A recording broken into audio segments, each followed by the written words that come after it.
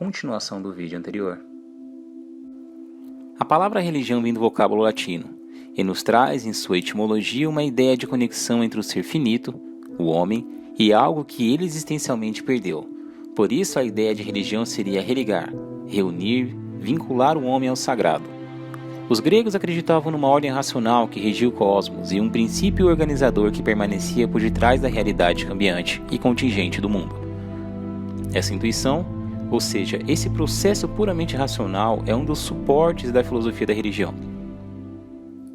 Refletir ou indagar sobre os postulados da crença sem o auxílio das escrituras ou da fé é o critério de demarcação da filosofia da religião. Sendo assim, eu quero convidar você, que chegou até aqui, a filosofar comigo sobre essa obra maravilhosa. David Hume foi um filósofo, historiador e ensaísta escocês. Escreveu sua obra História Natural da Religião, num contexto cultural onde a hegemonia era totalmente religiosa. Ousou investigar e questionar as origens das volições religiosas. E antes mesmo de autores como Freud ou Durkheim, descobriu que as causas do sentimento religioso são profundamente naturais e não espirituais. Hume argumentava que nossa mente não conhece as causas que desencadeiam os eventos que estamos inseridos. Tememos a morte e a incerteza do amanhã, as doenças e toda sorte de males e desgraças que infortunam a vida humana. E o medo perpétuo desses eventos nos impulsiona a tentar encontrar sentido, propósito e significado, originando assim a crença religiosa. Cabe lembrá-los que esse filósofo destruiu de tal forma as noções de crença que a Europa e a cultura de seu tempo nunca mais voltariam a ser a mesma. Porém, devemos ser honestos, Hume nunca se intitulou ou se identificou como alguém ou de forma alguma um ateu. Será que São Manuel Bueno, sabendo que as motivações de seus parocos não tinham nada de sobrenatural e temendo solapar a coesão religiosa de seus fiéis, e devido a isso vivia deprimido e chorando, decidido propositalmente a mentir? Ou será que foi um ato justificável? Quem está correto? Eu sinceramente não sei. Deixo a resposta para vocês. Segundo Hume, as pessoas temem. E o temor daquilo que desconhece faz com que passem a crer em algo que controlaria suas vidas. Assim nasce a religião. Percebemos ao longo do conto como a fé unia as pessoas ao redor de si mesmas e as traziam benefícios de cooperação mútua. Vemos como a confissão de fé dava significado e justificava porque eles se sentiam especiais, se sentiam santos, justos e merecedores de honras. A liturgia, ou os elementos que compunham os ritos religiosos, reforçavam suas convicções religiosas e os seguravam ainda mais dentro desse sistema de mundo. Émile Durkheim, sociólogo, antropólogo e filósofo francês, descreveria que a aldeia de Valverde de Lucena só era coesa, só tinha união devido à força que a religião exercia sobre a organização social e a manutenção da pequena aldeia. Ou seja, não existia ali, segundo esse autor, nada de sagrado. A igreja, na visão desse autor, seria como qualquer outra instituição social, e nada mais do que isso. E você? Acha mesmo que a função social da religião é apenas unir as pessoas em torno de algum bem comum e nada mais? Um forte crítico da religião que traria questionamentos quase inabaláveis aos fundamentos da fé foi o médico e o famoso fundador do método psicanalítico, o vienense declaradamente ateu Sigmund Freud, ou Sigismundo, como ele não gostava de ser chamado. Sendo honesto com a história, as críticas de Freud não são tão inovadoras assim dentro do debate da crítica religiosa. Sendo profundamente influenciado por filósofos como o escocês David Hume, citado anteriormente, e os filósofos alemães Arthur Schopenhauer e Ludovico Feuerbach. Porém, por ser um grande escritor, as críticas de Freud à religião foram devastadoras para sua época, trazendo estragos irreparáveis à fé. Obras como O Futuro de uma Ilusão e Totem e Tabu atestam os esforços psicológicos da criação da crença. Freud dizia que o sentimento religioso era fruto de uma profunda necessidade patológica de proteção e amparo, sentimentos esses que carregamos desde a infância e que deveríamos deixar ao crescermos. Sendo assim, o sentimento e a convicção que temos no sagrado é, consequentemente, fruto de uma projeção puramente humana, nada mais do que isso.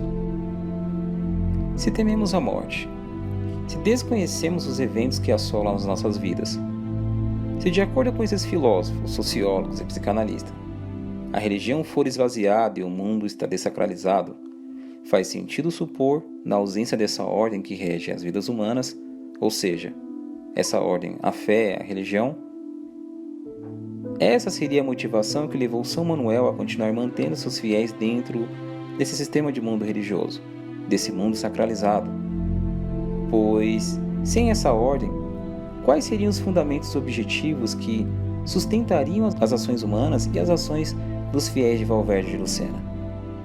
E é justamente sobre a ausência desses valores e o esvaziamento de tudo que vos apresento Friedrich Nietzsche, um dos filósofos mais controversos e ácidos da religião.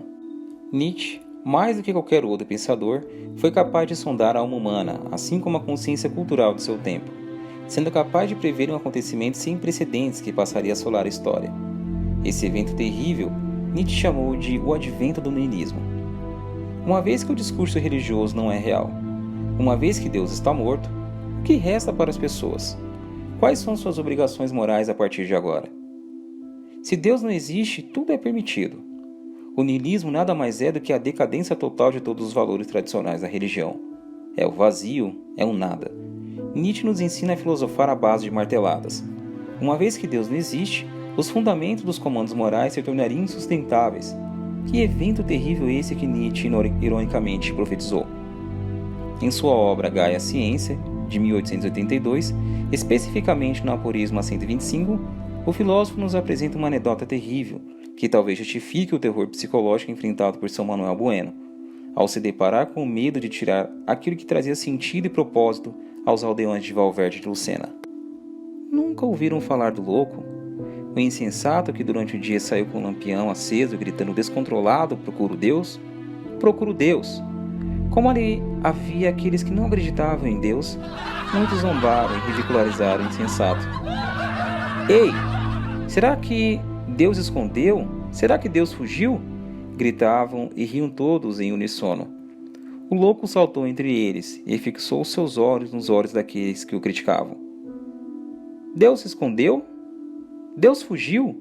Para onde ele foi?" Vou então lhes contar. Nós o matamos, todos nós, e somos os seus assassinos. E como conseguimos fazer isso? Como conseguimos esvaziar o mar? O insensato se calou. Fitou seus olhos nos olhos espantados de seus críticos. Fez-se um silêncio sepulcral entre eles. Finalmente jogou o lampião no chão, de tal modo que partiu o som e se apagou. Então disse: "Cheguei cedo demais. Meu tempo ainda não chegou. Este acontecimento enorme ainda está a caminho, e ainda não chegou aos ouvidos dos homens. O relâmpago e o trovão precisam de tempo. As luzes dos astros precisam de tempo. Conta-se ainda que no mesmo dia esse louco entrou em diversas igrejas, cantando seu canto. Expulso e interrogado, teria respondido inalteravelmente a mesma coisa. Para que servem essas igrejas se são túmulos de Deus?" Epílogo. Esse conto demasiadamente simples é poderosamente significante para uma reflexão séria e contundente sobre o fenômeno religioso. Não se trata apenas de uma visão de mundo secularizada, proveniente de uma cultura desencantada, mas daquilo que move nações, reinos, cidade e até mesmo a civilização inteira.